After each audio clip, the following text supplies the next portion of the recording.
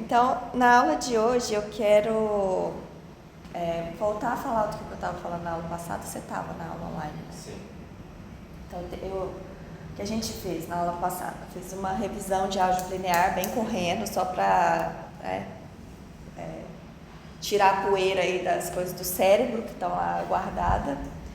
E aí depois a gente viu os postulados, como que essas coisas de álgebra linear entram nos postulados. Então eu vou já começar dos postulados e vou falar de exemplos, começando dos mais simples e depois falando sobre como os exemplos mais complicados entram na jogada. Ok, então tem essas referências, mas também tem isso no Moisés.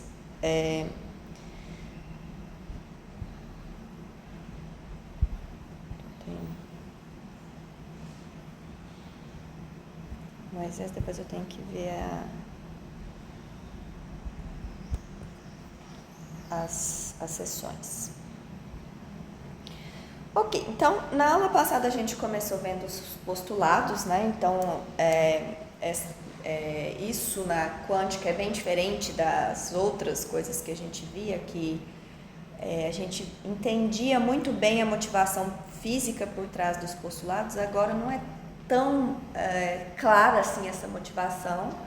Como eu falei, a gente veio daqueles experimentos que levaram a ideia de trazer a mecânica ondulatória também para falar de partículas, e essas coisas foram sendo ligadas até chegar a esses postulados, mas não é uma coisa que se deriva facilmente de outras coisas que são fisicamente mais simples.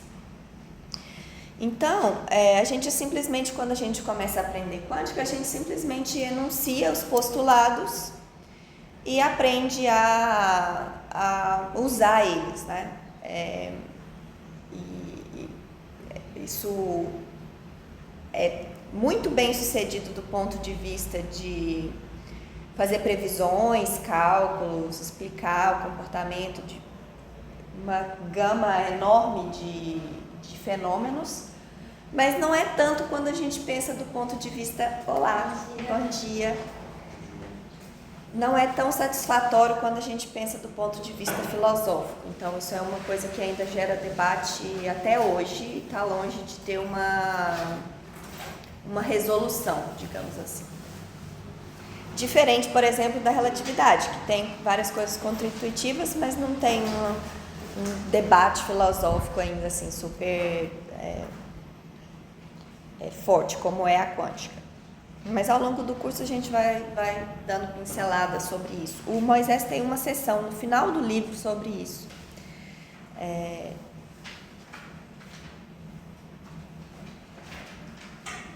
Paulo, agora não.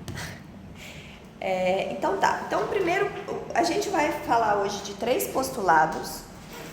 E esses 3 postulados, eles... o primeiro é sobre o objeto matemático que a gente vai usar para representar o estado do sistema. Então, que conta pra gente, que está ligado com a maneira como ele foi preparado, interações que ele teve no passado, e é esse objeto que vai permitir que a gente tire informações, faça previsões a respeito do sistema. E nesse o segundo postulado é a respeito das medições.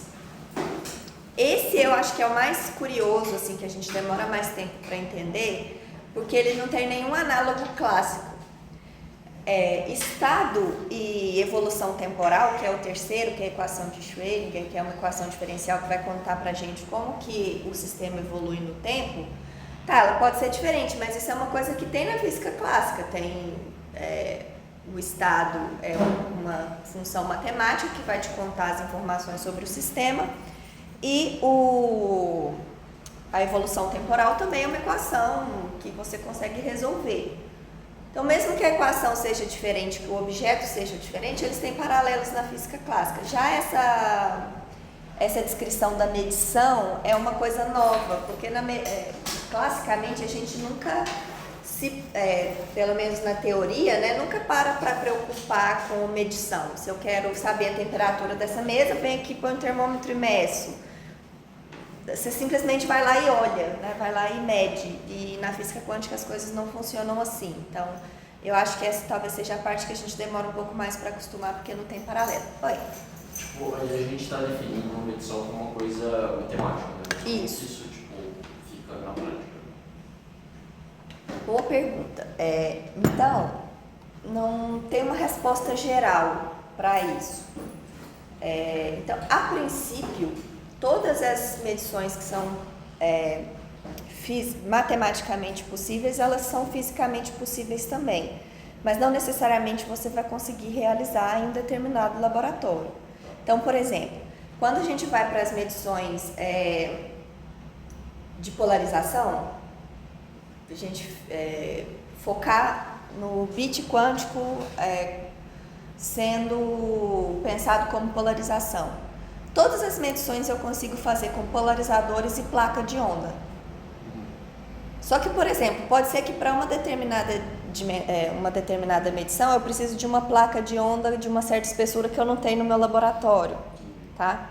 Agora, outros sistemas, por exemplo, se você está realizando seu bit quântico em circuitos supercondutores, como que você vai realizar aquela medição? Não necessariamente você vai conseguir realizar todas, tá? Mas, tipo, o polarizador, por exemplo, que na prática é só, tipo, um fóton de átomo, né?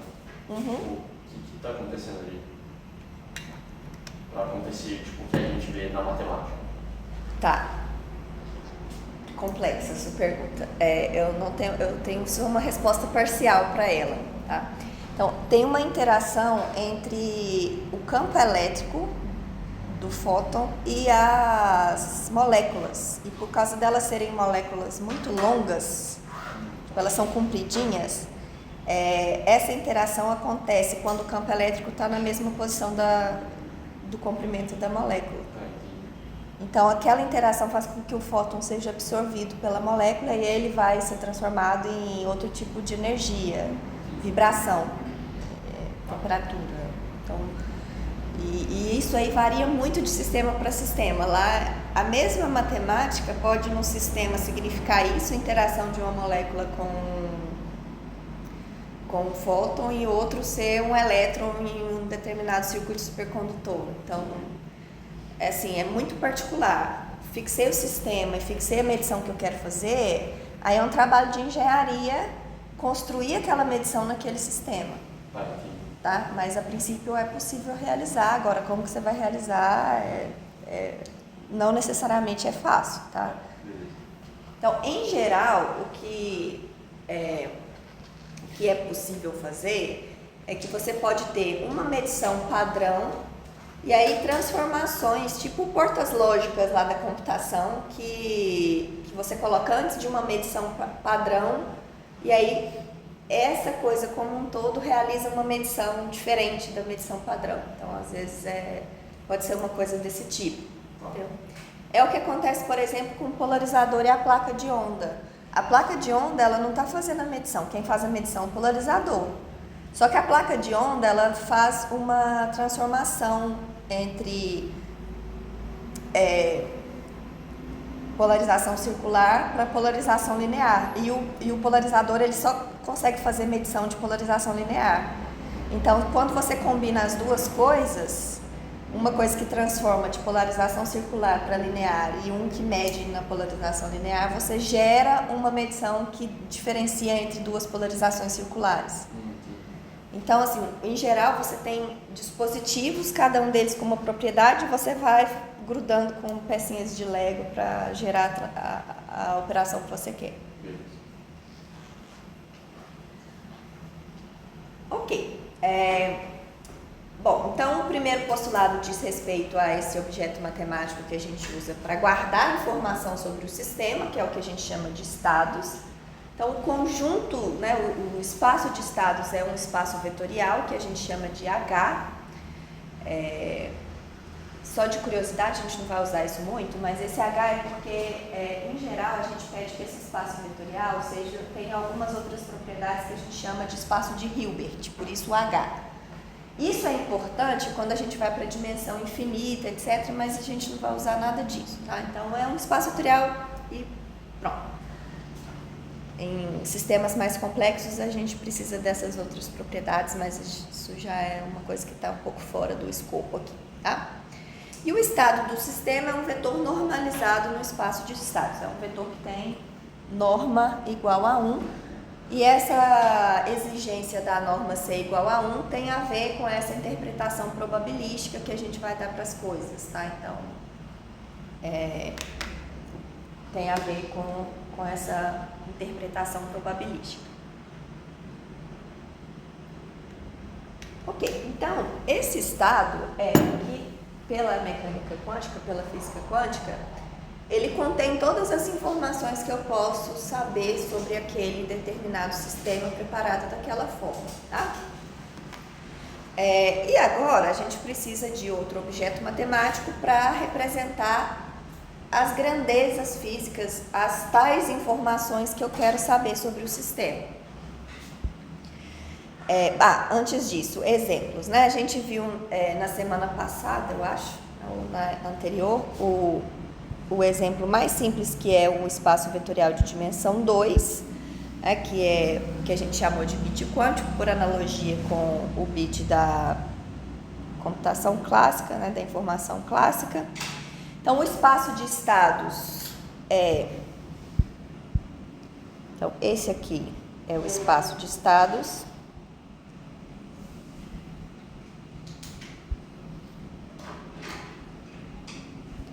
E esse aqui é o estado, o vetor de estado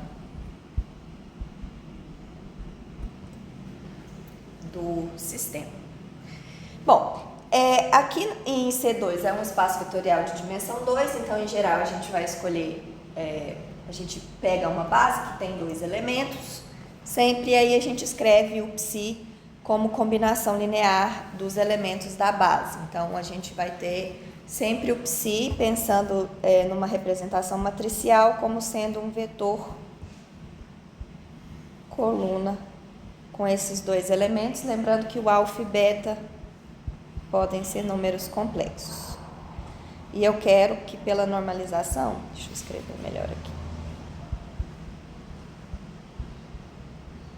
Pela normalização, módulo de alfa ao quadrado mais módulo de beta ao quadrado tem que ser igual a 1.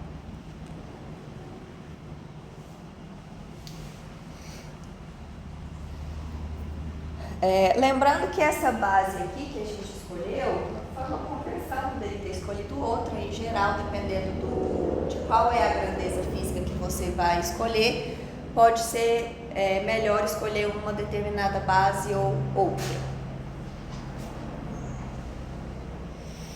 Ok, em geral, em dimensão finita, eu vou ter um vetor em um certo espaço complexo de dimensão D, então o meu psi pode ser escrito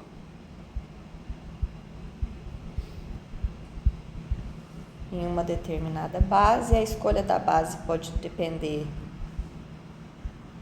do que eu quero fazer. Então, em termos de uma matriz,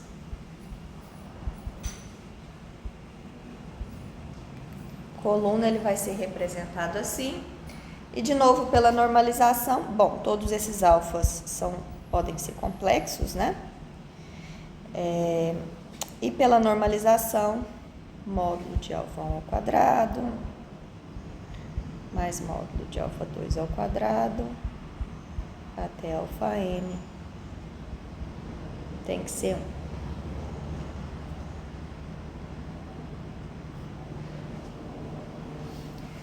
Então, essa aqui é a condição de normalização.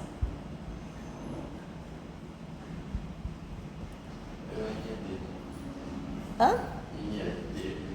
É D, desculpa.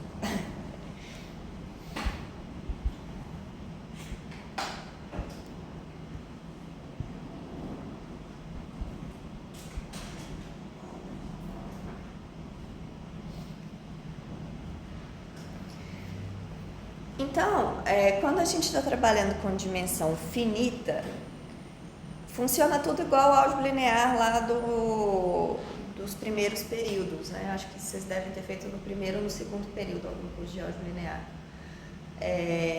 quando a gente vai para a dimensão infinita, a gente vai para uma área da matemática que a gente chama de análise funcional,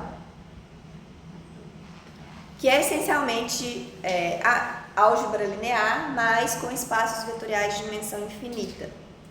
Isso normalmente a gente não vê na graduação. Eu fiz um curso de álgebra linear, de análise funcional.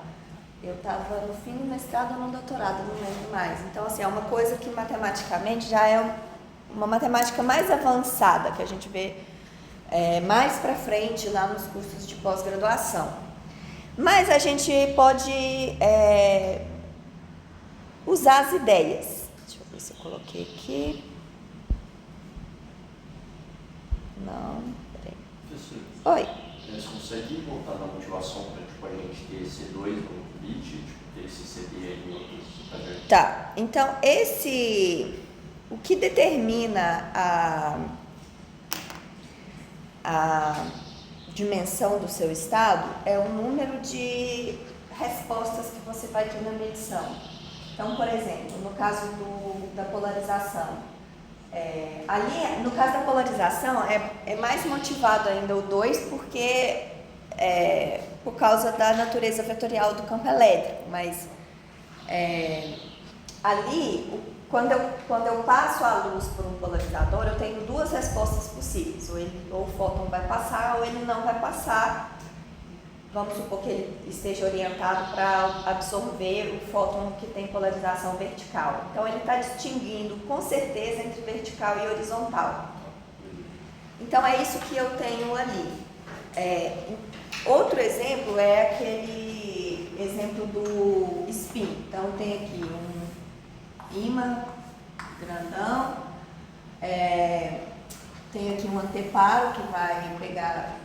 vai indicar que essas partículas chegaram ou não. Se a partícula chegou lá, vai dar uma marquinha no anteparo. E aí eu passo uma determinada partícula por aqui, e aí eu vou ter 3 possibilidades. Por exemplo, ela pode ser desviada para cima, pode chegar no meio, pode ser desviada para baixo. Então, eu tenho aqui 3 possibilidades. Isso vai exigir que eu descreva esse problema com um espaço vetorial de dimensão 3. Tá?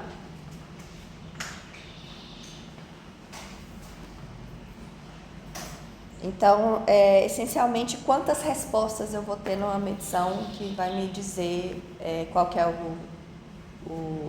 a dimensão do espaço vetorial.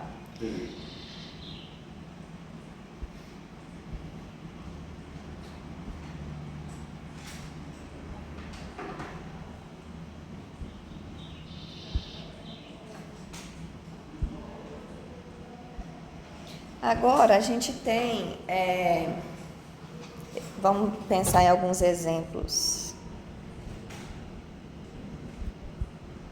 em dimensão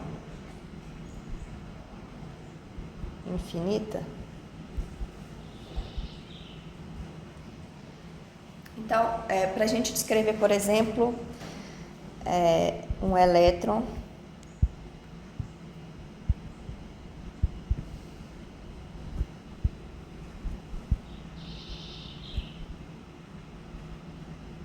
em uma dimensão. Então, agora eu estou preocupada com a posição do elétron.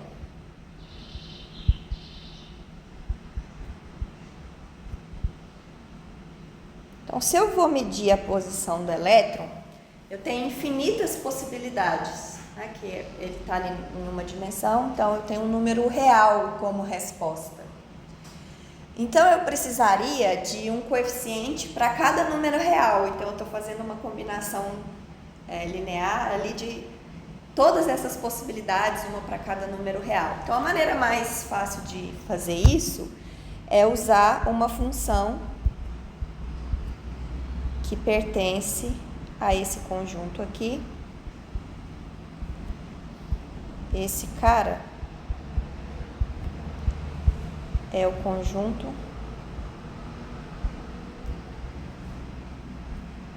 das funções quadrado integráveis. Bom dia. Em R. Então, o psi de x é como se fosse a coordenada alfa i ali. Só que agora eu tenho infinitas, uma para cada valor de x.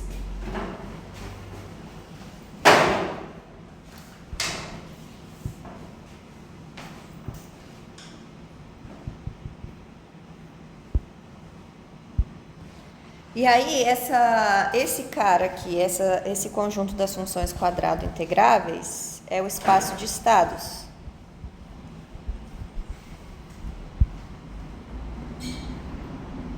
E essa função psi é o estado, que a gente chama de função de onda nesse caso.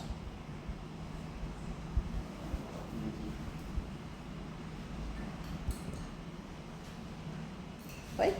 Não entendi. Nada. Tá, então vamos lá.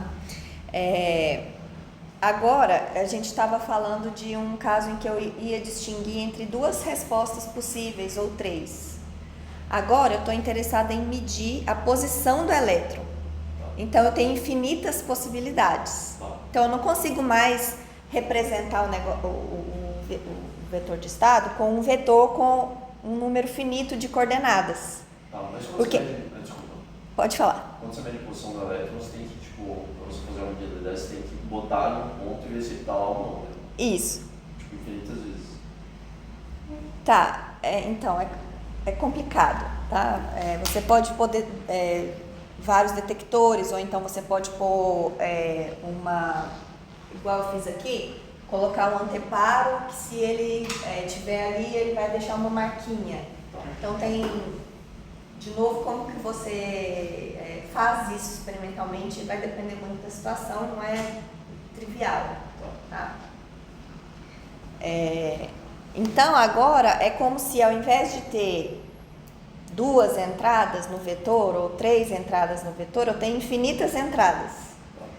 E essas entradas eu estou representando com essa função de x aqui. Então, psi de x seria a entrada correspondente a x. Tá claro? E aí, por causa da interpretação probabilística, eu preciso que a integral de menos infinito até infinito de módulo de psi de x ao quadrado, dx, seja igual a 1, porque a probabilidade de achar ele em algum lugar tem que ser 1. Tá? Então, essa função psi de x aqui, que é o análogo do vetor, só que agora ele tem infinitas entradas, tem que satisfazer essa condição aqui, que é a normalização. Tá? E isso aqui significa, né, na linguagem matemática, que essa função psi de x é quadrado integrável. Porque se eu integrar o quadrado da norma dela, é uma integral que converge. E aí, o espaço vetorial onde vão morar esses vetores que representam a posição do elétron é esse espaço que a gente chama de conjunto das funções quadrado integráveis. Então, a gente está fazendo sempre um paralelo. O que eu preciso para representar o estado de um vetor com um determinado número de coordenadas que depende da situação do que eu estou medindo ali. Então, no caso da polarização, eu estava diferenciando entre duas opções. Então, eu tinha um cara de dimensão 2. Nesse caso aqui do spin, eu tinha 3. O spin, você pode ter spin de tudo quanto é jeito. Então, eu poderia ter aqui D opções. A gente representaria com um vetor de D coordenadas. Agora, quando eu vou para a posição do elétron, eu tenho infinitas, uma para cada número real. Então, não vou representar como uma matriz, porque eu não vou escrever infinitas entradas. Então, eu represento como uma função, no lugar de representar como uma matriz. Simplesmente porque eu tenho infinitas coordenadas. Mais ou menos, né? Ao longo da aula, se forem surgindo outras perguntas, você para que a gente fala de novo.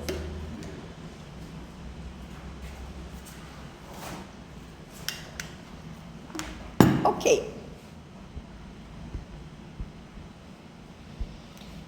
Bom, então isso dá pra gente o objeto matemático que representa o estado. Então agora a gente vai falar do objeto matemático que representa a medição. A medição ou teste, eu vou usar essas duas palavras como sinônimo, a gente pode falar dessa medição de duas formas que são equivalentes. A primeira delas é associando essa medição a uma base, então cada resposta está associada a um elemento dessa base. E esses caras aqui são os caras que dão resposta certa para a medição. Então, se eu fizesse medição, se eu faço essa medição, se eu aplico essa medição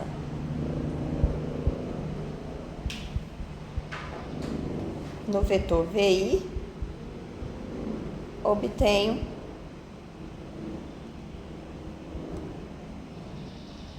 sempre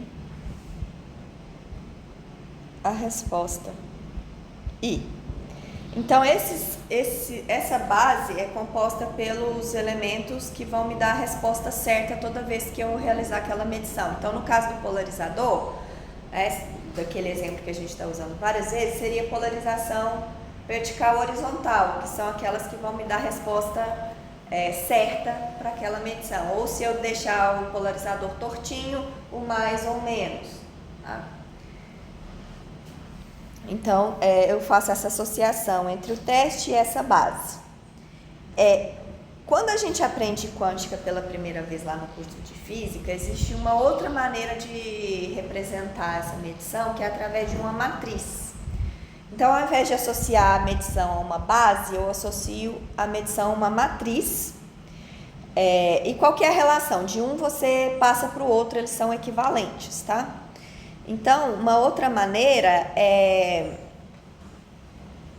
associar a medição a uma matriz A, os vetores VI são autovetores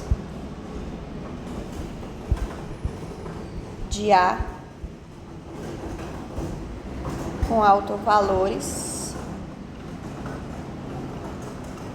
AI. Então, na verdade, esses AIs aqui, eles são números que podem ter a ver com a física do problema, tá? Então, por exemplo, se eu estou querendo medir energia, esses As vão estar relacionados com as possíveis energias do sistema. Aqui, como eu não estou fixando ainda um sistema físico específico, esses As podem ser qualquer coisa, tá? Mas depois a gente vai ver alguns exemplos onde esses As têm significado. E quem são esses PJ aqui? Esse PJ, esse PI, é o projetor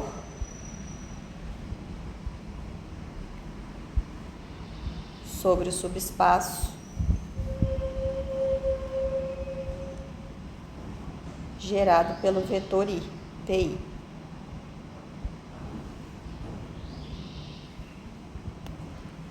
Também é uma matrizinha, tá? A gente vai ver daqui a pouco que matrizinha que é essa. Então, se eu tenho a base, eu construo o operador A fazendo essa continha aqui, construindo os projetores, decidindo quem são os As, construo a matriz. Se eu tenho a matriz, como que eu acho a base? Diagonalizando para ver quem são os autovalores e autovetores. Então, de um eu consigo passar para o outro. E são equivalentes. Perguntas até aqui? Agora a gente vai fazer alguns exemplos para ficar um pouco mais simples.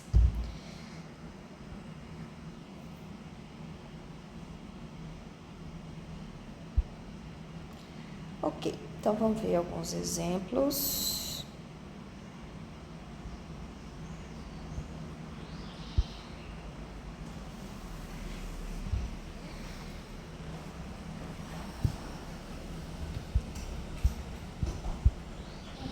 Oi. Qual é a natureza desse projetor? Ele é um vetor de mesma dimensão? Ele é uma matriz. Ele é uma matriz. É.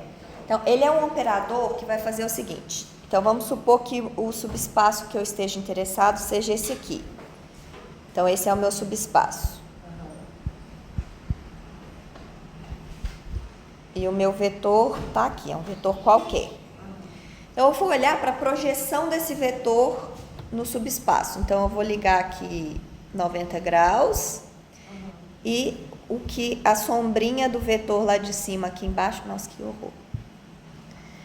A sombrinha do vetor lá de cima aqui embaixo é a projeção. Então, esse aqui é meu vetor, vou chamar de U. E essa aqui é a projeção, né? É o PI aplicado em U. Então, esse cara é um negócio que transforma vetor em vetor. E é linear, então posso representar por uma matriz, tá? Como que eu calculo essa matriz? No caso desses, isso aqui não precisa ser um subespaço de dimensão 1, não. Poderia ser um plano, poderia ser outra coisa. Mas, por enquanto, a gente vai trabalhar só com subespaços de dimensão 1, tá?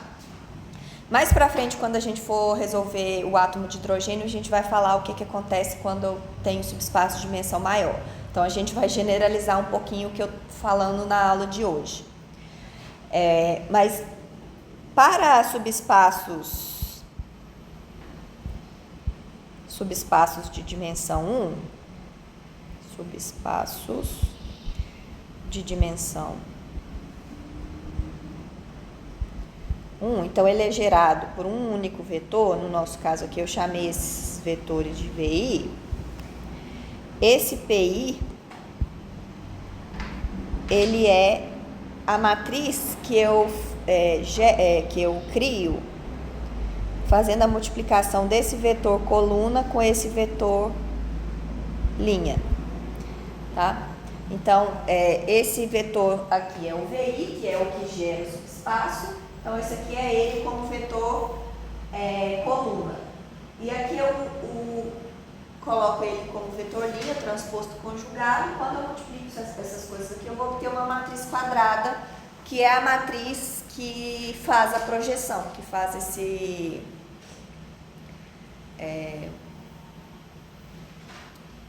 essa operação que a gente quer, tá? Então, em termos de conta, né, de qual matriz que aparece ali, é simplesmente essa conta aqui quando a gente está lidando com a dimensão 1, tá?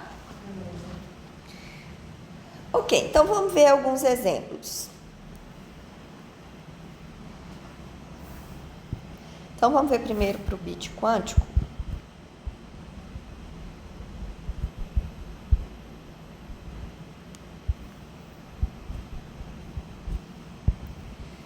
Primeiro, a medição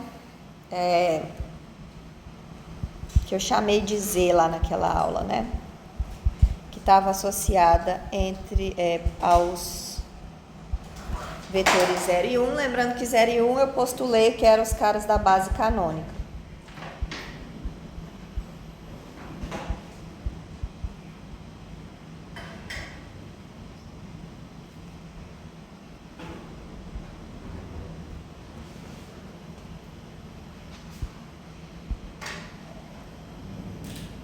Então, nesse caso aqui, eu tenho essa medição associada a essa base, como que eu construo a matriz associada? Então, eu vou construir os projetores primeiro. Então, eu tenho o projetor associado à resposta 0, que é esse cara aqui, o 0 vezes o transposto conjugado.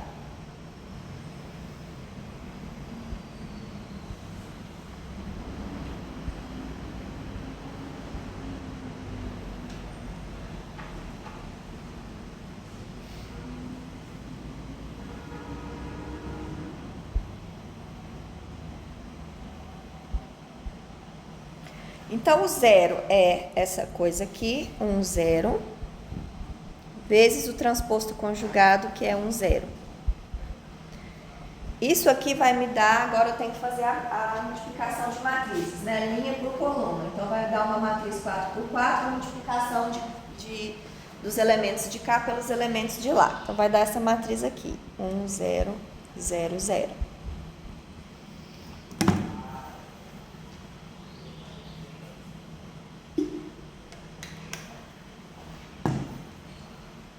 Tá clara essa continha que eu fiz?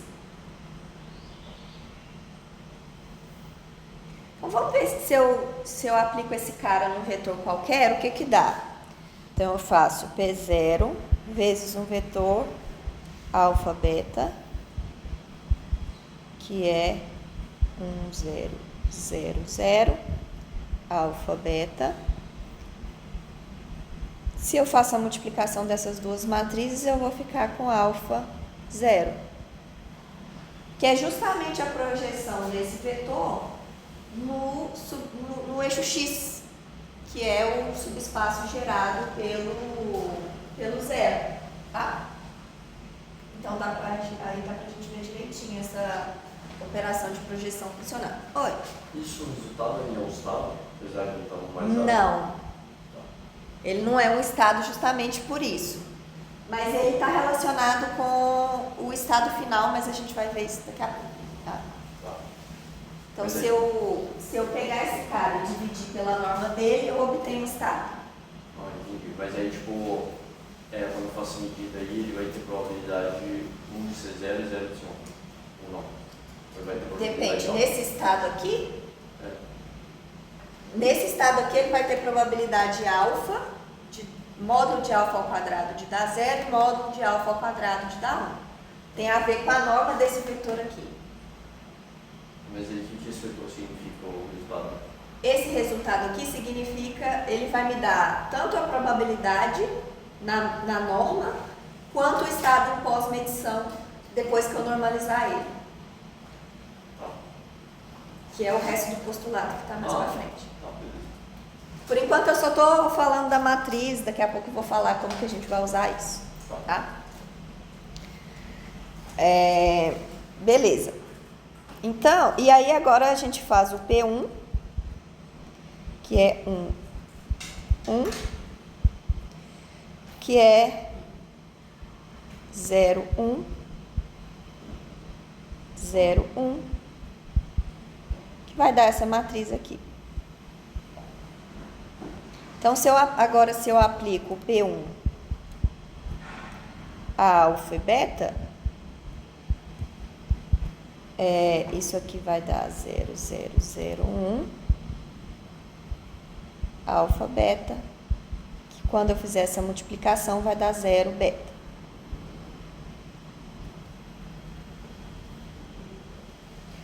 Ok, então eu comecei com a base e agora estou querendo construir a matriz que representa essa medição. Só que para construir a matriz eu preciso escolher quem que eu quero que sejam os autovalores, tá? Então, sei lá, vamos usar o que eu quis. A0 igual a 1 e A1 igual a menos 1, que é uma escolha canônica. A gente usa com muita frequência. Então, eu vou construir o A.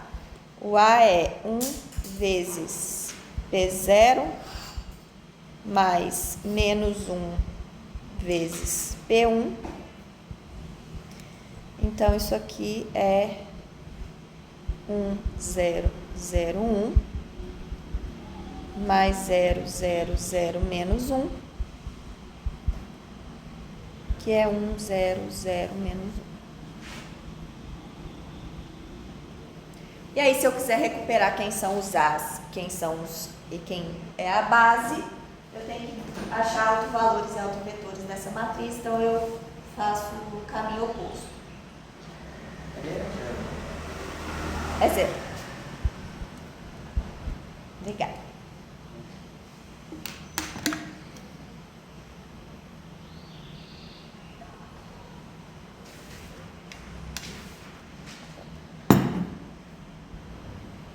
O que é o A0 e o A1 que você usou?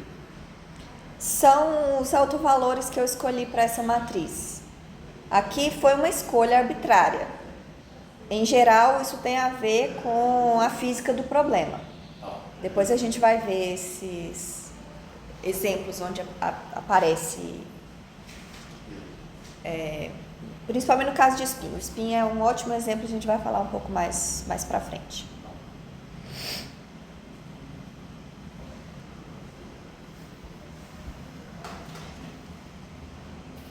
Tá claro até aqui? Então, eu ainda não ensinei como, ainda não falei como que a partir dessas coisas eu tiro a informação. Estou só construindo os objetos matemáticos que a gente vai usar para tirar a informação. Daqui a pouco vai aparecer onde que a gente vai usar essas melecas aqui. Ok, então só para a gente fazer um caso que não esteja já diagonalizado, né, que é sem graça, vamos fazer a medição x, que é mais menos. Então agora eu tenho o P mais. Bom, lembrando quem que é o mais e o menos, né? Em termos dessa base 0 e 1, o mais é 1 sobre raiz de 2, 1 sobre raiz de 2, e o menos é 1 sobre raiz de 2, 1 sobre raiz de 2. Então, o projetor associado ao mais é mais, e o transposto conjugado dele, que é um... Oi? O sinal tá trocado, não? Porque estão os dois tudo. Tá, não, aqui é menos. Gente, eu não dormi absolutamente nada essa noite, então vocês vão me corrigindo aí, porque...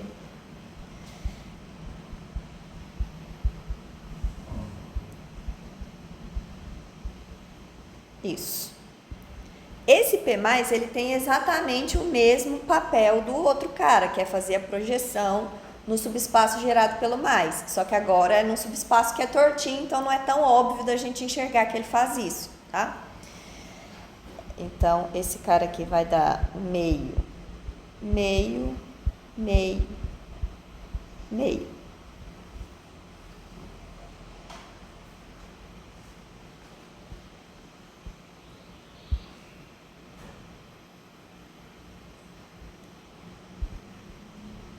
E agora o P menos é a mesma coisa, só que com menos.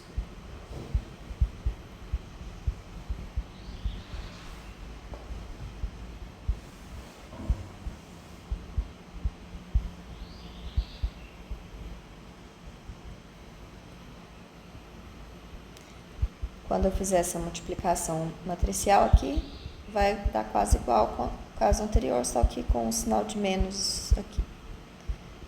Então, geometricamente, o que essa coisa faz?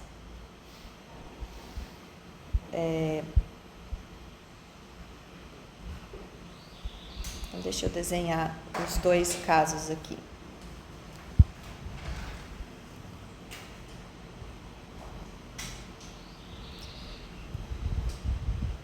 Então, o teste Z que a gente tinha visto antes. Não, deixa eu construir a matriz primeiro, depois eu falo disso para não confundir.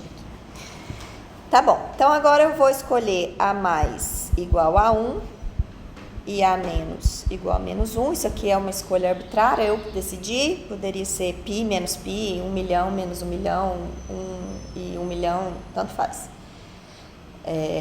Por enquanto. Então, o A associado a essa, vou chamar de B, né? Já usei o A lá em cima.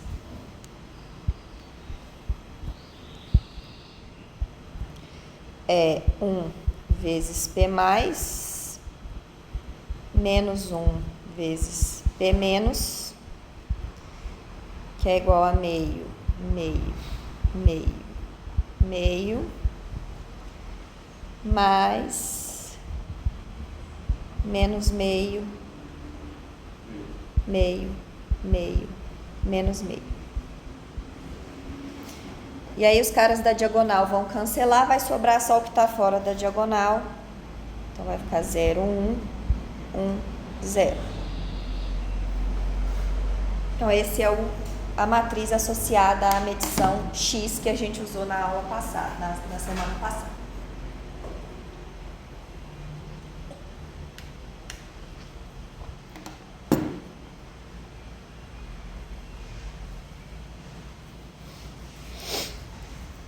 Tá claro até aqui?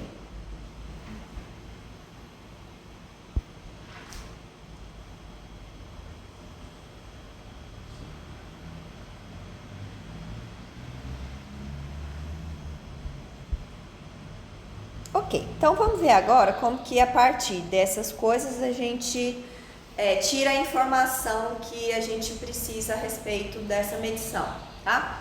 Então vai ser essencial aqui utilizar esses projetores nesses subespaços, porque eles vão ajudar a gente a calcular as probabilidades e o estado pós-medição, tá? Então esse projetor é o mais importante aqui para a gente fazer a conta. Então, se essa medição é aplicada a um sistema que está no estado psi, a probabilidade de obter uma determinada resposta J é construída dessa forma aqui, lembrando que isso aqui é uma conta matricial, né? Então, é uma matriz linha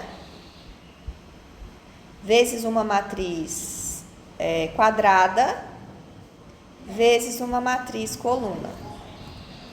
Então, quando eu fizer essa conta aqui, isso aqui é uma matriz D, não, 1 por D, aqui é uma matriz D por D, e aqui é uma matriz D por 1. Quando eu fizer essa multiplicação, vou ter um número, esse número é a probabilidade, e o fato do psi ser normalizado significa que esses números são todos menores do que 1, e quando eu somar todos eles vão dar iguais a 1, tá? Então isso é uma consequência da normalização. Por isso que a gente pede que ele seja normalizado, para que essa conta aqui dê uma probabilidade. Então, PJ está entre 0 e 1. E a soma, deixa eu escrever de outra cor.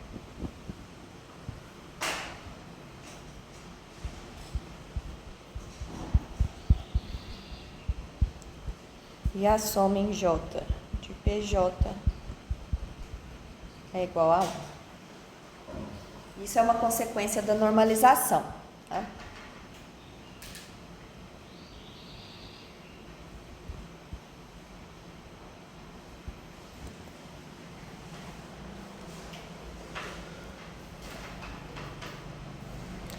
Ok, então, com o projetor e com o estado, eu consigo calcular qual que é a probabilidade de uma determinada resposta.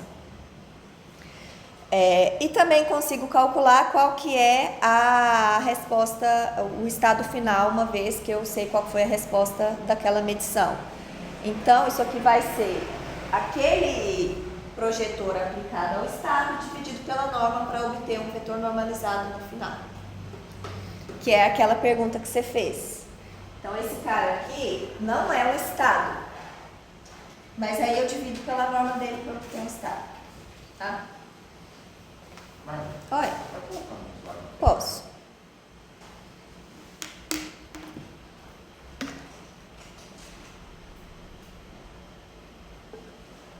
A primeira é 1 por D. Isso ali. 1 por D. Nossa, obrigada.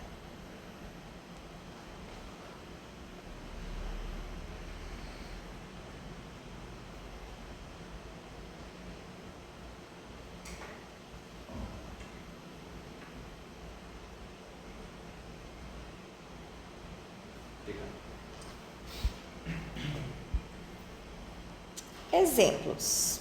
Agora vamos fazer umas continhas para ver se tudo isso começa a fazer sentido.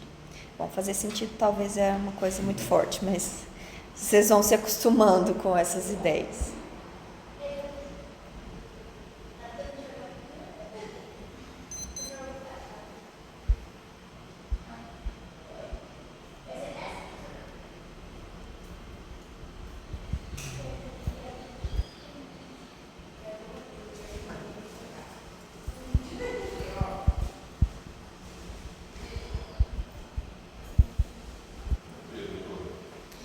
Ok, então vamos começar com os exemplos do bit quântico, calculando essas coisas que a gente já tinha feito no exemplo anterior, né, que era calcular os projetores. Agora vamos usar esses projetores para calcular as probabilidades de fato, tá? Então, no primeiro exemplo, eu quero calcular a probabilidade, as probabilidades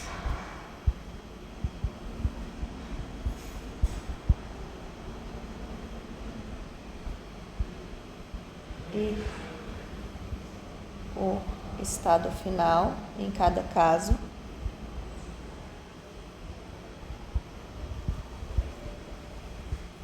de uma medição de Z em um estado arbitrário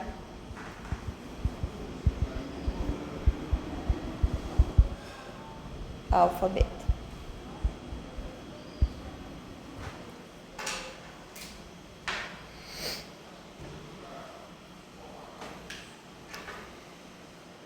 Ok.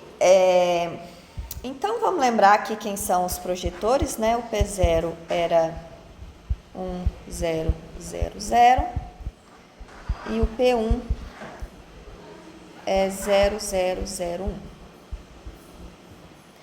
Eu vou fazer a conta do jeito que está no postulado, depois eu vou mostrar para vocês que essa conta é equivalente a um outro jeito que eu já tinha mostrado antes, que é mais fácil se o vetor já tiver escrito na base correspondente. Tá? Então, é mais fácil se ele já tiver escrito na base certa. Bom, então, a probabilidade, vamos só escrever aqui do ladinho. A probabilidade da resposta J é... Como é que eu coloquei aqui? Psi, PJ, psi. E o estado final,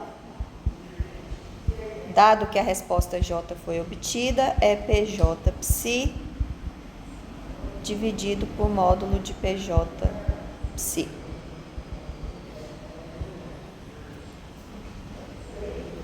Norma de PJ psi. Ok. Então, parênteses aqui.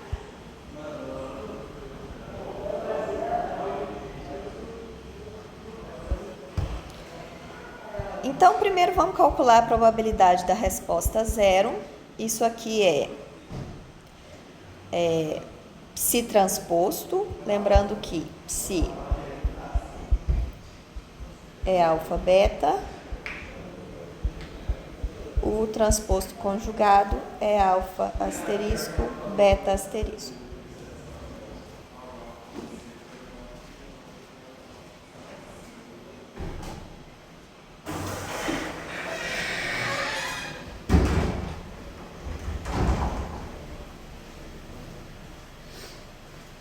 Então, a probabilidade de ter a resposta 0 é alfa asterisco, beta asterisco,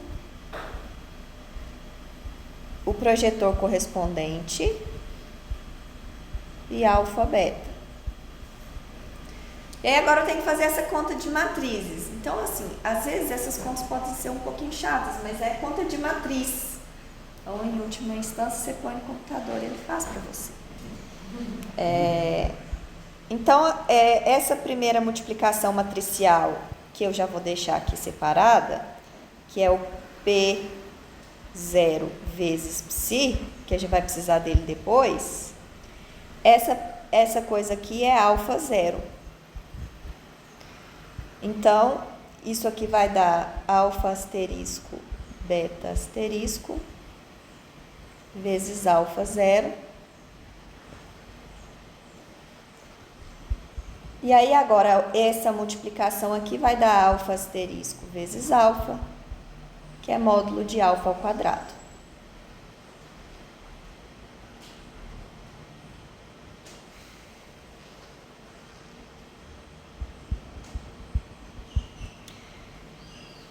Tá claro até aqui?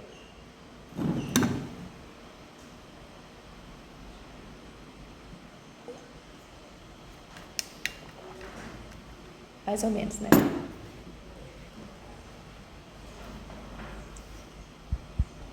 A probabilidade da resposta 1 é alfa asterisco beta asterisco. Eu só vou mudar o projetor aqui, né?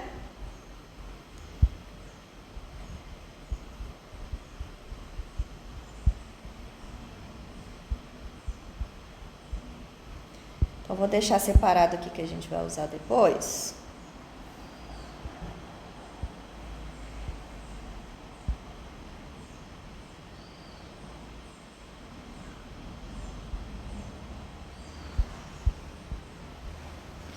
Então, isso aqui é P1 vezes psi, que é 0,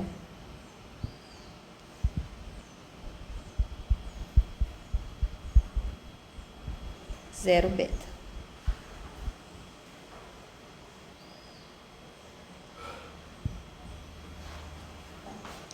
Então, isso aqui vai dar alfa asterisco beta asterisco vezes 0 beta, que é igual a beta asterisco vezes beta, que é módulo de beta ao quadrado.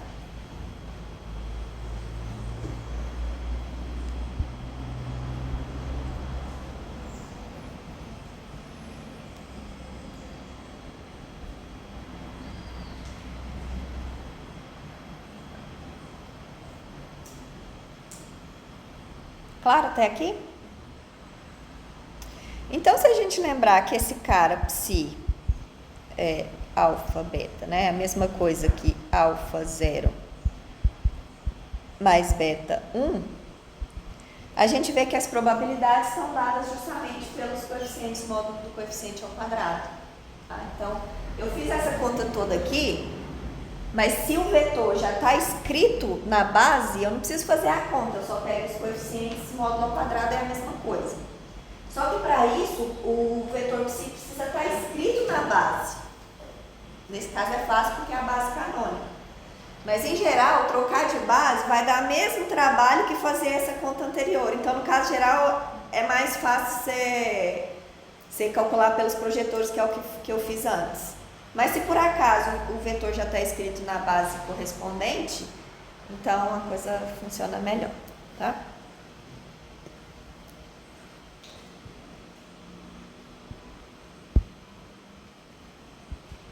Vou deixar como exercício.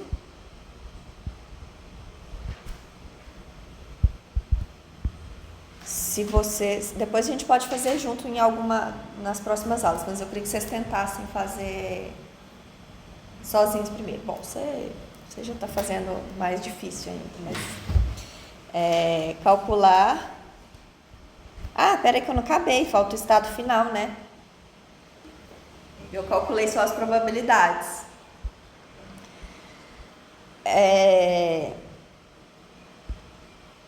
Então, os estados finais, né? O estado final.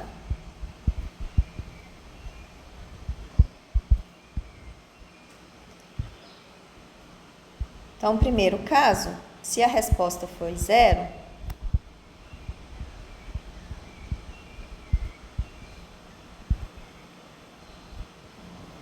então o estado final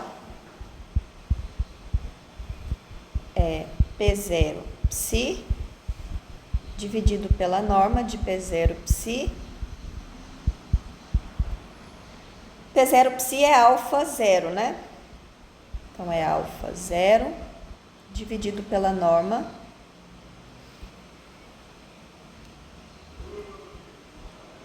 de P0 psi, que é a norma desse próprio cara, que é módulo de alfa. Então, isso aqui vai dar 1 sobre módulo de alfa, alfa 0, que é igual a alfa sobre módulo de alfa 1, 0. Se esse alfa aqui for um real positivo, isso aqui vai dar 1 e aqui vai dar o próprio 0. Se esse alfa for negativo ou for complexo, aqui vai dar um número complexo de norma 1 na frente. Tá? Então, a princípio, esse cara não é exatamente igual ao 0. Só que, do ponto de vista das previsões que ele faz, das probabilidades, ele é a mesma coisa, como a gente vai ver depois. Então, esse cara aqui é equivalente ao zero. Ele é o zero multiplicado por um número complexo de norma 1, que não faz diferença nas previsões. Tá? E a mesma coisa se eu tiver a resposta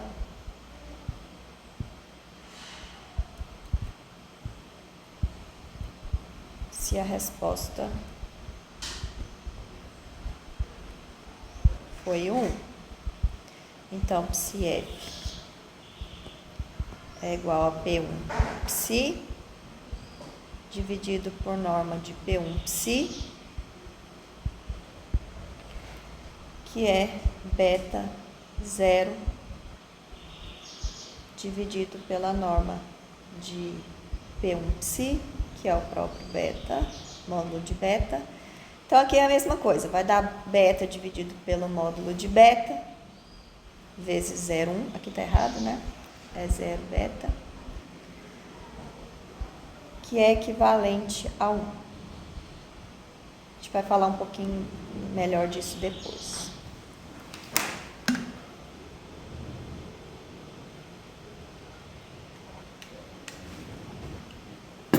Oi. Esse número complexo aí, tipo, se eu trocar ele por 1 é indiferente. É indiferente. Por que a gente bota ele? Porque na conta, ele aparece na conta. Depois, no final, eu posso tirar ele porque eu sei que vai dar a mesma coisa. Mas se ele tivesse aparecido, por exemplo, não multiplicando o vetor inteiro, mas multiplicando só uma das duas coordenadas, por exemplo, poderia ser que fizesse diferença. Então é melhor deixar eliminar ele no final. Tudo bem, mas porque tipo, são modelos de matemática que a gente fez, né? O que a gente fez no modelo matemático deixa isso no inútil, enfim, seria inútil mesmo. Então, porque ele pode aparecer ou não, tá bom. Tem um jeito em que esse número não vai aparecer, só que a gente precisa generalizar e usar a matemática ainda mais sofisticada, que não está no escopo do curso, tá? Então, dá para fazer de um jeito que ele nunca vai aparecer números inúteis, mas para isso a gente precisa de uma generalização que a gente não vai ver. Mas sim, é uma boa pergunta e dá para fazer sem. Eu vou falar um pouquinho mais disso no final, tipo na última aula, que eu vou ficar tipo falando de devaneios, de coisas extras, tá? Mas por enquanto você vai ter que aceitar esse número inútil aí um pouquinho. Tá.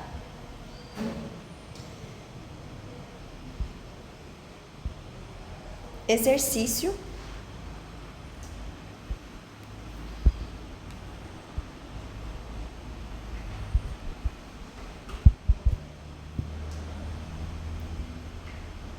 Calcular as probabilidades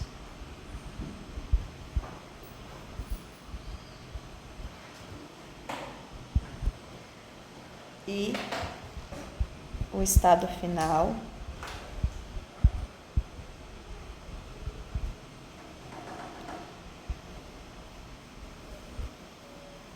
para o teste X, que está associado à base mais menos,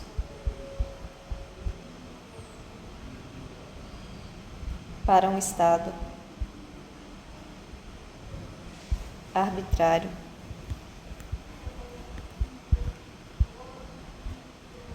psi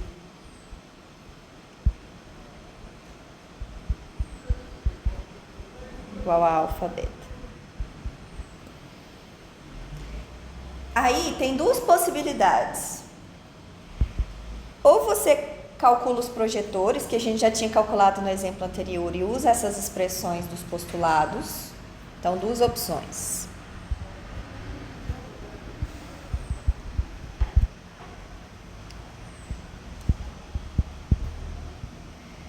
Usar diretamente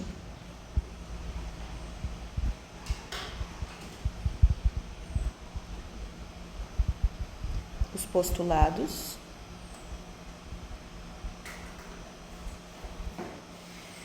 E número 2, escrever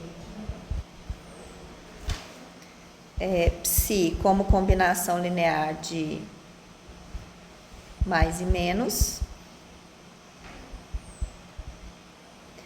E aí você usa diretamente o delta e o gama.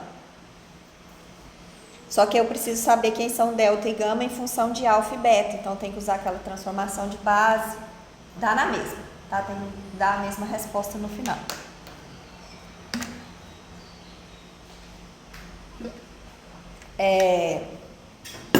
Depois, se a gente pode fazer juntos se vocês tiverem alguma dificuldade nesse processo aí, tá?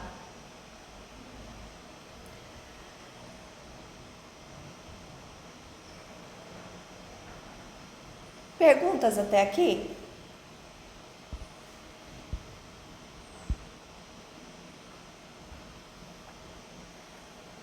Na próxima aula a gente vai pegar todas essas coisas e aplicar a exemplos, tá? Então, a gente vai voltar a coisas um pouco mais palpáveis, né? Então, a gente só está falando do enunciado dos postulados, assim, coisa bem matemática. E aí, a partir da próxima aula, a gente vai pegar esses postulados e aplicar a coisas, a exemplos específicos. Então, a gente volta para um pouquinho mais de física. Bom, no terceiro exemplo, eu quero calcular as probabilidades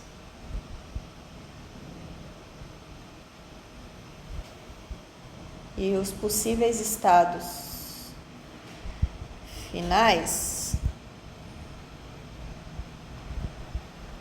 para medição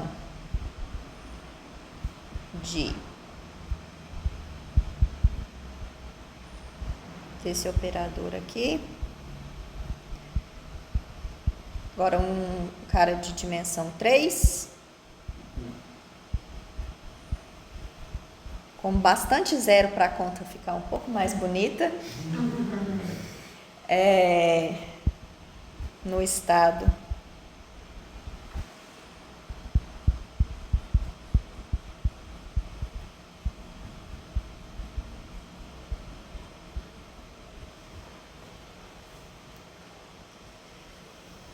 Ok, então agora eu comecei com o caso em que eu não sei a base, necessariamente, não sei quem são os projetores. Então eu vou primeiro diagonalizar essa matriz A aqui, para saber quem são os autovetores dessa matriz, porque aí dos autovetores eu construo os projetores que eu jogo no postulado, tá? Então, o primeiro passo é diagonalizar a matriz A. Isso aqui essencialmente, se a gente conseguisse diagonalizar qualquer coisa, inclusive quando a gente está em dimensão muito grande, esses operadores em dimensão infinita, que no final das contas a gente não pode escrever como matriz, mas são operadores também, tem autovetores, autovalores. Se a gente conseguisse diagonalizar tudo fácil, a vida de quem trabalha com física quântica seria mais simples. Por exemplo, pega uma molécula gigante, uma cadeia gigante de hidrogênio, de qualquer coisa que interage ali entre si. Então, para descrever esse sistema completamente, eu preciso do operador hamiltoniano, que tem a ver, né, que representa a energia do sistema, vai ser uma matriz, só que uma matriz gigantesca, porque tem muitos graus de liberdade ali, muitos átomos, muitas coisas. E quem é esse hamiltoniano depende da interação entre essas moléculas, né? Então vai depender do caso que eu estou estudando.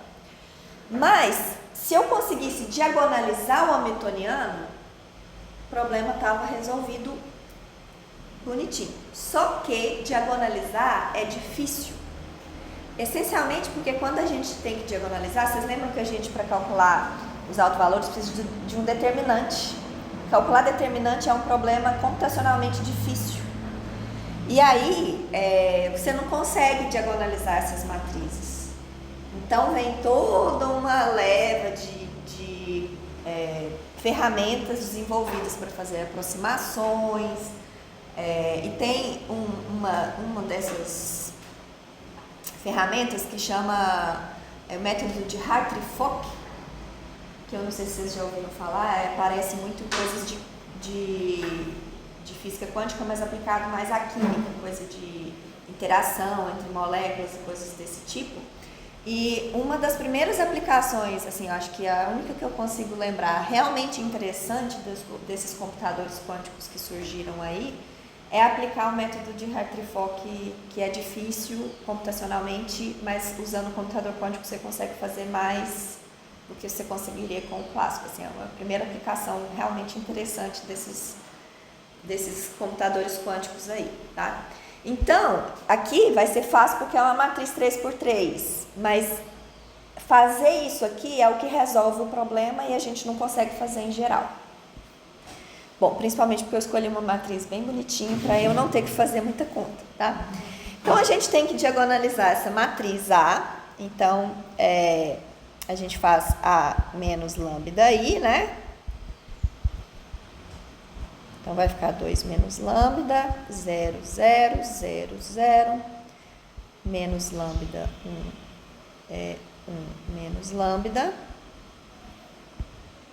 O determinante dessa coisa é 2 menos lambda vezes o determinante desse cara aqui menor, que é lambda ao quadrado menos 1. E aqui, por sorte, já está fatorado o polinômio, né? Então, isso aqui é a mesma coisa que... A vida não é assim, tá? Em geral. Lambda mais 1, lambda menos 1. Então, eu tenho 3 autovalores. Lambda 1 igual a 2, lambda 1 igual a lambda 2 igual a 1, lambda 3 igual a menos 1. Ok? E aí agora eu vou achar os caras que fazem isso aqui dá zero. Então, agora eu vou achar autovetores, né? Então, isso aqui são os autovalores. Agora eu preciso achar os autovetores.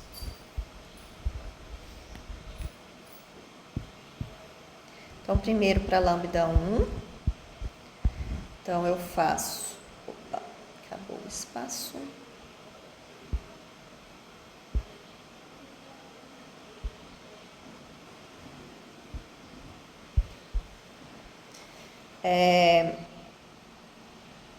Faço A menos 2i vezes o vetor tem que dar 0.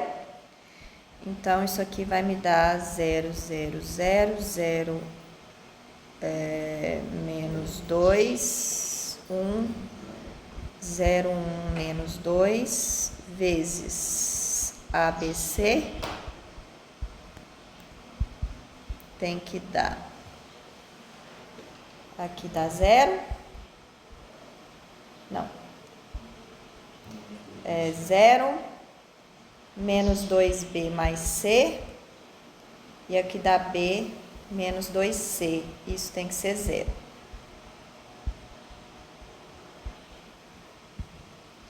Então, o A pode ser qualquer coisa, né? Porque ele nem vai aparecer ali no final.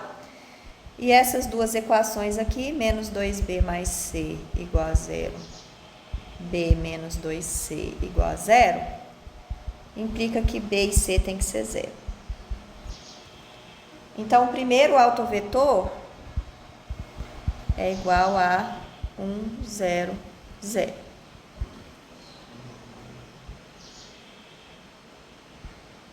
Claro, até aqui, álgebra linear, né?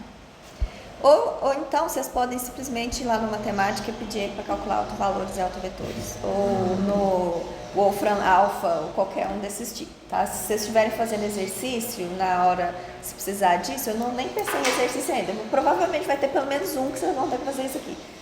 Não precisa fazer nada, tá? Pode ir lá e pôr no Wolfram, que ele faz. Mas aqui na aula a gente vai ser raiz e vai fazer na mão. Tá bom, então agora lambda 2 igual a 1, então eu vou ficar com 1 menos 1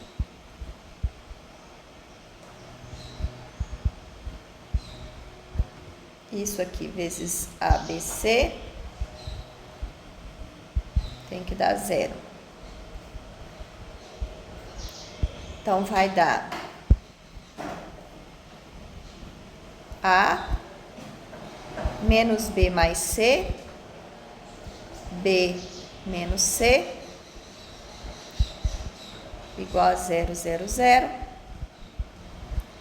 Isso aqui implica que o A é igual a 0, e implica que o B menos C é 0, então B igual a C. Então, o V2, lembrando que eu quero um vetor normalizado, tá? Então, na verdade, são vários autovetores, um subespaço de autovetores, mas eu quero um que tenha norma 1. Então, eu vou escolher 0, 1 sobre raiz de 2, 1 sobre raiz de 2. Que é o mais simples possível. Eu poderia ter colocado um I aqui, poderia ter escolhido outras opções, tá? Mas essencialmente vão ser um múltiplo daquele cara ali, eu pego o mais simples. Por último, lambda 3, que é menos 1, que vai dar menos 1, 0, 0, 1, 1, 1, 1, vezes A, B, C. É 0, 0, 0.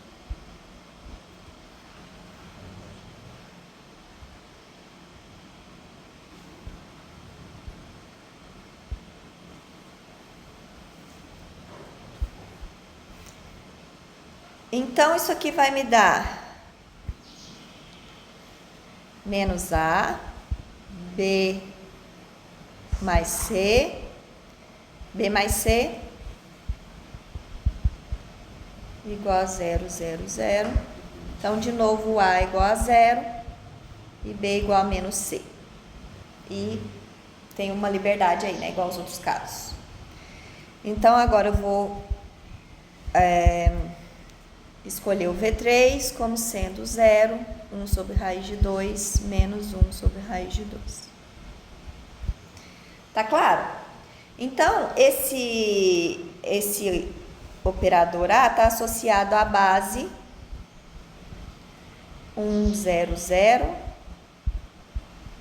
0, 1 sobre raiz de 2, 1 sobre raiz de 2, 0, 1 sobre raiz de 2, menos 1 sobre raiz de 2.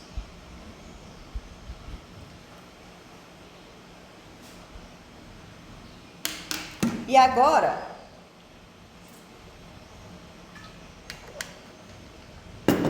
o exercício pede para calcular as probabilidades e o estado final. Tá? Lembrando que os projetores, agora eu tenho 3 projetores, né? Porque eu tenho 3 vetores. Então, eu tenho que construir os projetores, colocar dentro daquela expressão para probabilidade e depois colocar dentro da expressão para o estado final. Tá? Não vou fazer todos. Vamos fazer um do meio aqui para a gente ver como é que faz, tá? Então, lembrando que a probabilidade da resposta J é psi PJ psi e o estado final é PJ psi dividido por norma de PJ psi. Então, eu tenho aqui, né, 3 3 respostas associadas aos vetores 1, 2, 3. Eu vou calcular a probabilidade do estado final para 2, tá? Porque o 1 aqui vai dar muito fácil, então vamos fazer o 2 e o 3 vai ser igual, só que vai ter esse sinal de menos aí. Mas se eu quiser realmente resolver o exercício até o final, eu tenho que fazer as 3, tá? E aí, de novo, se tiver um desses na lista de exercícios, vocês podem fazer no computador. Que talvez até gaste mais tempo até você fazer tudo, mas dá menos preguiça do que fazer na mão, dependendo da situação. Ok, então, o nosso V2, então o P2 é V2, que não, contrário, né? 0, 1 sobre raiz de 2, 1 sobre raiz de 2, 0, 1 sobre raiz de 2, 1 sobre raiz de 2, porque não tem complexo, graças a Deus, então fica mais fácil. Então vai dar 0, 0, 0. Opa. Polguei. Meio, meio. Meio, meio. Então, para calcular a probabilidade do 2, eu preciso psi P2 psi. Já vou colocar 1/3 aqui, que é 1 sobre raiz de 3 de cada um desses caras aqui, né? Porque esse cara psi, lembrando que o psi é 1 sobre raiz de 3. 1.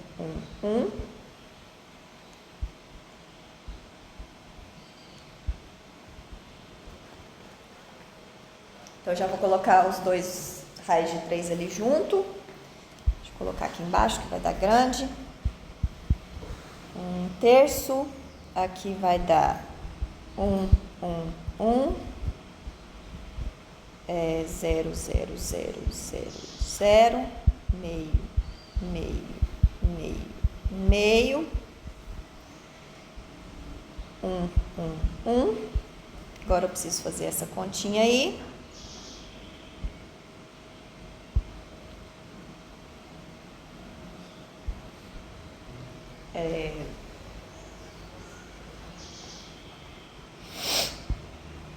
Isso aqui é o P2 psi que a gente vai precisar depois. Então, a gente já deixa ele separadinho ali. Então, aqui vai dar 1/3. Bom, tem um raiz de 3 aqui, né? Não pode esquecer dele, não, porque eu já juntei ele lá na frente. Então, aqui vai dar 0, 1. É isso, né? Então, aqui vai dar 1/3 vezes 2, né? Então, dá 2/3. Então, a probabilidade da resposta 2 é 2/3. Tá claro? O estado final, caso essa resposta seja obtida, vai ser o P2 psi dividido por essa probabilidade. Não, é probabilidade não, é a raiz dela. Dividido por norma de P2 psi, que é... O P2 psi é esse cara aqui, só que com raiz de 3. Então, vai dar 1 sobre raiz de 3, 0, 1, dividido pela norma desse treco, que é raiz de 2 sobre 3. Tá claro?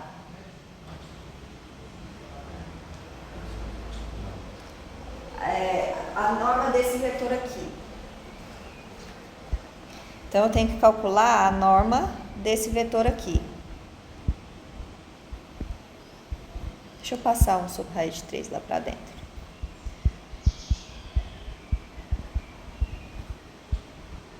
O que é a norma do vetor? É raiz da soma das coordenadas ao quadrado. Então, vai dar 0 mais 1/3 mais 1/3 que é raiz de 2/3. Tá claro? Então, essa coisa eu jogo aqui. Então, vai ficar... Cancela os raiz de 3, né?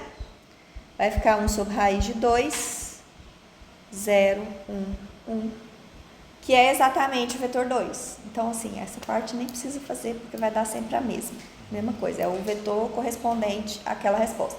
Por que eu estou fazendo isso? Porque depois tem generalização. Então, a gente vai precisar... Isso aqui, por enquanto, do jeito que a gente está falando, é inútil, mas depois a gente vai precisar disso.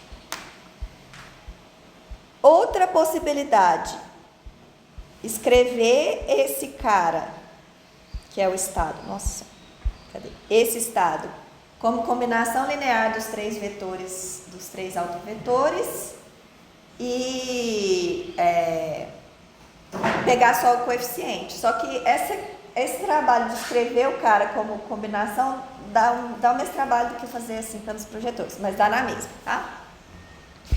Então, assim, é um pouco trabalhoso, mas são continhas fáceis. Isso aí, a gente pode ter uma pausa? Podemos. Eu tô quase acabando. Tipo, mais 10 minutos eu acho que eu acabo a aula. Não. Porque tipo, todo mundo já tá cansado, né? 3 horas de aula disso aqui, gente, não dá não. Tem dó. Que eu só vou mencionar o terceiro postulado, mostrar assim, como que a gente resolve. Não vou resolver hoje, a gente vai resolver na próxima aula. Então, na próxima aula, o que eu vou fazer? Então, assim, agora, daqui até o final do curso, exceto talvez a última aula, a gente vai resolver a equação de Schrödinger. Então, agora, umas 3 aulas, a gente vai resolver a equação de Schrödinger. Então, eu vou só enunciar o postulado e aí depois a gente vai...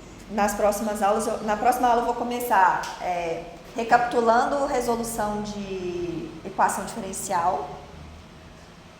Vou usar essa coisa de equação diferencial para fazer exemplos.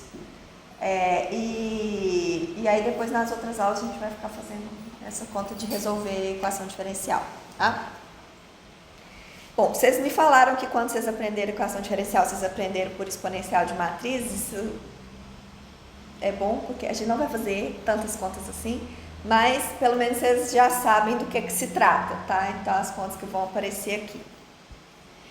Ok, o último postulado, então, vamos recapitular o que a gente fez. A gente fez 2 postulados até agora. O primeiro falava pra gente qual que é o objeto matemático que representava o estado. O segundo falava pra gente qual que era o objeto matemático que representava a medição e como que eu juntava as duas coisas para extrair informação sobre o sistema. Tá? E aí apareceram várias novidades estranhas. Primeiro, essa representação de medição, super complicada, que no caso clássico é trivial, é só você olhar para a coisa que você quer. Então, você vai medir o estado de uma moeda, se ela cai, o cara coroa. Você olha para ela e pronto. Aqui, na quântica, isso muda completamente e extrair informação desses sistemas é muito mais complicado, por isso que a gente precisa dessa parafernália toda. Tá? E outra coisa que é bem importante notar é que com esses postulados o que eu consigo são probabilidades. Tá? Eu só vou ter probabilidade igual a 0 ou igual a 1, ou seja, certeza do que vai acontecer, se eu estiver fazendo uma medição sobre um vetor que está associado àquela medição. Então, se eu faço o teste Z no 0 ou 1, se eu faço o teste X no mais ou no menos, ou se eu faço esse teste aqui em um desses autovetores, tá? Todo o resto vai ter probabilidades diferentes de 0 ou de 1 de dar cada uma das respostas. Isso é bem importante, porque é uma característica bem diferente que a quântica tem da física clássica, onde as probabilidades aparecem por ignorância ou por uma complexidade muito alta do problema. O terceiro postulado que a gente vai ver é como que acontece agora a evolução temporal. À medida que o tempo passa, o vetor que representa o sistema vai mudar. Então, eu tenho um psi de t, quero encontrar quem é esse psi de t. E o que o postulado diz é que o vetor de estado como uma função do tempo tem que satisfazer essa equação. Tem que satisfazer essa equação, equação diferencial, tá? Em que o H é o hamiltoniano do sistema.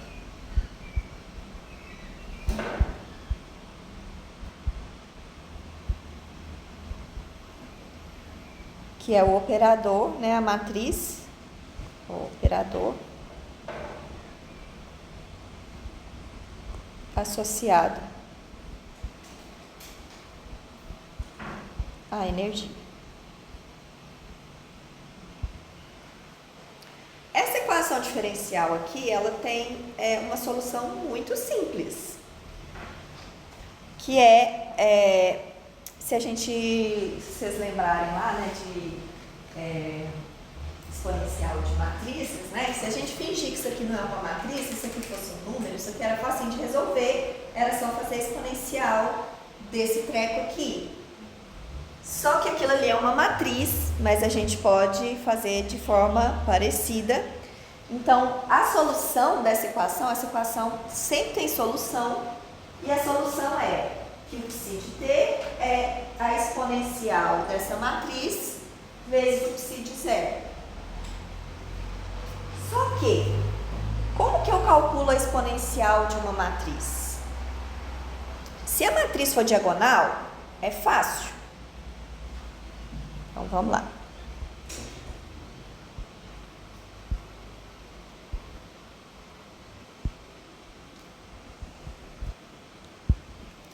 Como calcular a exponencial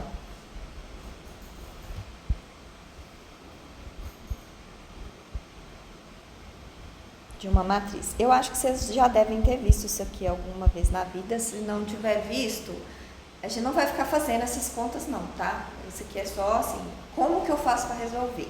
A gente vai fazer alguns exemplos simples. Então, não é uma conta que a gente vai ficar fazendo várias vezes.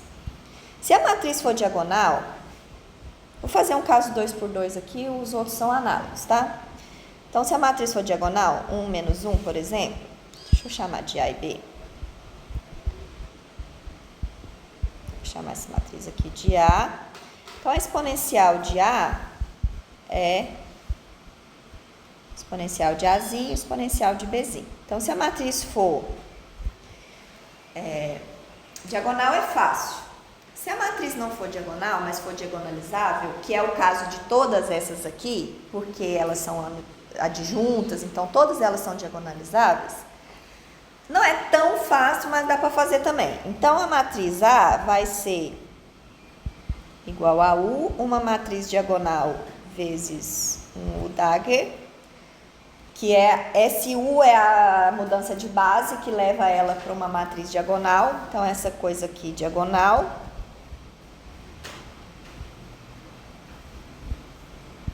Então, a exponencial de A é U, exponencial de D, que é fácil de calcular porque D é diagonal, o dado. Então, calcular a exponencial de uma matriz é fácil se eu conseguir diagonalizar a matriz. Mas, como eu falei antes, diagonalizar não é uma coisa trivial. Então, resolver essa equação aqui nem sempre vai ser fácil. A gente vai ver exemplos em que dá para a gente fazer essa exponencial, mas, em geral, quando a gente vai para sistemas muito grandes, a gente não consegue fazer isso. E aí, de novo, né, tem toda uma gama de profissionais aí que ganha a vida estudando aproximações para esse problema em casos específicos, tá? E aí, assim, tem 1 milhão de motivos pelo qual você pode não conseguir resolver essa equação, mas a princípio, se você conseguisse resolver isso aqui, estava tudo lindo, mas a gente sabe que na prática nem sempre dá. Tá claro aqui o que... Bom, essa exponencial, também não vou entrar muito em detalhes aqui, mas só porque talvez vocês escutem esse nome no futuro, por causa da H ser uma matriz autoadjunta, né, que o H Dagger é igual a H, isso aqui implica que essa exponencial, que eu chamei de U, é exponencial de IH menos IHT sobre H bar. Essa matriz, ela tem uma propriedade que U Dagger vezes U é igual a identidade. Isso é o que a gente chama de uma matriz unitária. Oi. Você está chamando de unidade nesse caso? É a transposta conjugada. Ah, beleza. Então, isso aqui é a transposta conjugada. Então, eu troco linhas por colunas e faço o conjugado complexo de todos os elementos da matriz.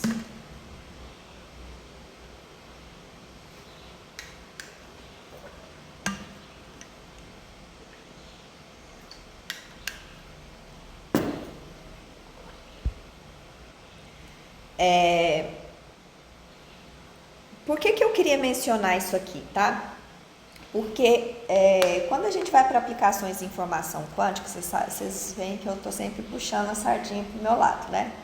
Mas eu acho interessante porque mesmo vocês que não vão para o lado de física quântica, não vão para física e tal, eventualmente vocês vão se deparar com alguma notícia de computação quântica, etc. Então é legal ter uma noção.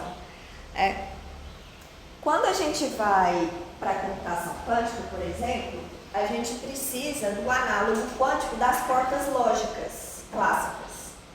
As portas lógicas clássicas são operações booleanas, levam sequências de bits em sequências de bits. E na computação quântica, essas portas lógicas são substituídas por unitárias. Então, quando você pensar numa porta lógica quântica, lá as transformações que fazem a computação quântica, são unitárias desse tipo, são matrizes que satisfazem essa condição aqui. Mas todas essas matrizes unitárias, elas podem ser pensadas como uma evolução a partir de um hamiltoniano, uma evolução temporal dada pela equação de Schrödinger. Então, como que eu realizo essas portas lógicas? Idealizando um sistema que tem um hamiltoniano, que tem energia, que se comporta dessa forma aqui. Tá? Então, tudo isso. Isso é só o que a gente vai usar sobre unitárias, mas só para fazer essa conexão aí. Tá? Então, com isso, eu gero uma unitária, essa unitária é o que faz a transformação que a gente usa na computação quântica. Ok?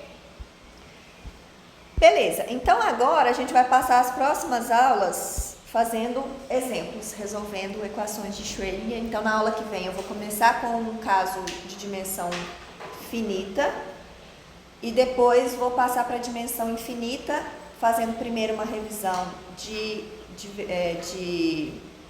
resolução de equações diferenciais e depois resolvendo exemplos de elétron em uma dimensão. Tá? Então, a gente vai resolver umas equaçõezinhas nas próximas aulas. Perguntas?